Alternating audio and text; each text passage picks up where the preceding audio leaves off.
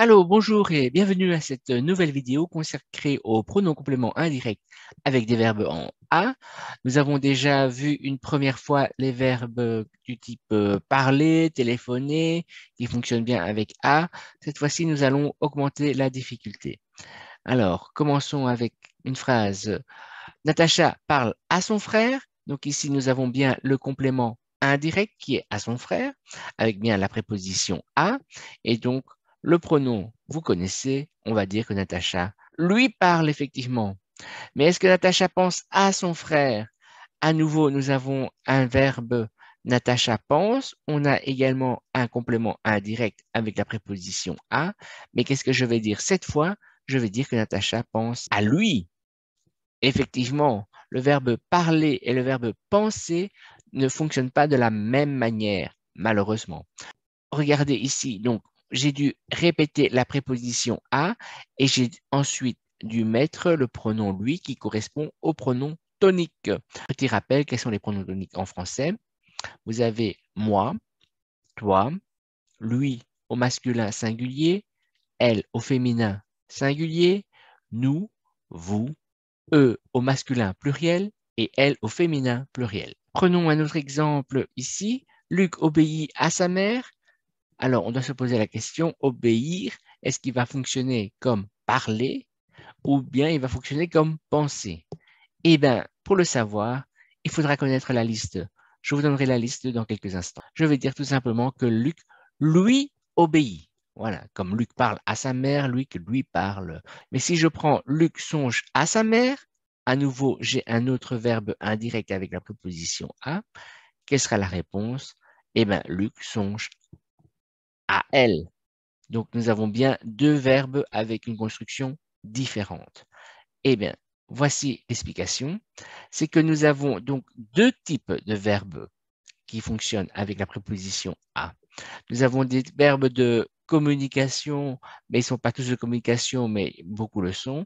Exemple, parler, téléphoner, demander, raconter, mentir. Et nous avons une autre liste de verbes. Et eux, ils ne fonctionnent pas de la même manière. Donc, par exemple, penser, songer, renoncer, se fier, faire attention. Ceux-là vont fonctionner autrement. À Sophie, si je lui parle, c'est bien un verbe de communication. Je lui ai parlé et je vais lui parler. Mais cette fois-ci, je pense à elle, j'ai pensé à elle, je vais penser à elle. Il faut bien faire la distinction entre les deux structures. Et pour cela, il faut connaître la liste des deux verbes. La voici. Voici la liste.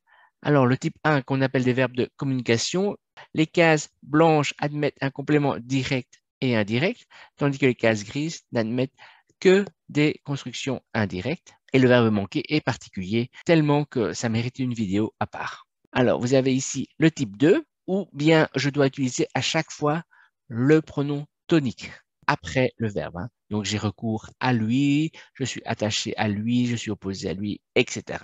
Donc, bien connaître les deux types de verbes. Ce n'est pas fini. Alors, dans notre type 2, il faut savoir encore s'il s'agit de personnes ou bien de choses et d'idées. Parce que là aussi, nous n'allons pas utiliser le même pronom. Alors, si ce sont des personnes, nous venons de le voir, je vais dire tout simplement que à Sophie, je pense à elle, j'ai pensé à elle et je vais penser à elle. Donc, j'utilise bien le pronom tonique. Mais maintenant, si ce sont des choses ou des idées, est-ce que tu penses aux documents? Voilà. Les documents, ce sont des choses. Voilà. Le document qu'il fallait remplir, le document qu'il fallait compléter, le document qu'il fallait envoyer. Et qu'est-ce que vous allez répondre? Vous ne pouvez pas dire je pense à lui, puisque lui concerne des personnes. Un document n'est pas une personne. Donc je vais dire j'y pense, j'y ai pensé, je vais y penser. Donc on a utilisé le pronom y pour remplacer des choses et des idées. Troisième difficulté, nous allons la voir tout de suite. Il s'agit des verbes qui s'utilisent uniquement avec des choses. Donc, par exemple, on peut jouer à quelque chose, jouer au football, on ne peut pas jouer à quelqu'un. On va assister à une réunion, on va participer à une fête, on va réfléchir aux problèmes, on va s'attendre à une catastrophe. Voilà. Donc ici, ce sont bien des choses. Et donc, comment ça va fonctionner? Par exemple, à la pétanque, fameux jeu français, qu'est-ce qui se passe? j'y joue, j'y ai joué, je vais y jouer. Donc, j'utilise le pronom Y si j'ai un type 3 qui par défaut n'est pas dans la liste des verbes type 1 et n'est pas dans la liste des verbes type 2. Un petit résumé, nous avons ici 3 types de verbes. Les verbes de communication fonctionnent avec un pronom indirect. Ensuite, seulement je mets le verbe.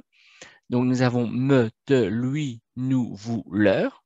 Exemple, elle me téléphone, elle te téléphone, elle lui téléphone. Alors, dans le type 2, il faut bien distinguer si ce sont des personnes ou des choses. Avec des personnes, je vais utiliser le verbe, ensuite la préposition à, et puis le pronom tonique. Exemple, donc ce sera à moi, à toi, à lui, à elle, à nous, à vous, à eux, à elle. Elle songe à moi. Je ne veux pas dire qu'elle me songe. Alors qu'on peut dire elle me téléphone. On ne dit pas elle téléphone à moi. Attention, hein. Donc, si maintenant ce sont des choses ou des idées, on a vu qu'on utilisait le pronom Y et puis le verbe. Donc, par exemple, elle y songe. Troisième et dernière possibilité, donc si ce n'est pas dans la liste de type 1 ni la type 2, c'est automatiquement dans la type 3. Et donc, on utilise le verbe Y plus le verbe. Et donc ici, elle y réfléchit. Voilà, merci pour votre attention. N'oubliez pas de lâcher un pouce et de vous abonner à la chaîne. Il y a d'autres difficultés, on doit encore voir avec l'impératif, avec d'autres prépositions, par exemple la préposition de. Donc, tenez-vous au courant et à bientôt.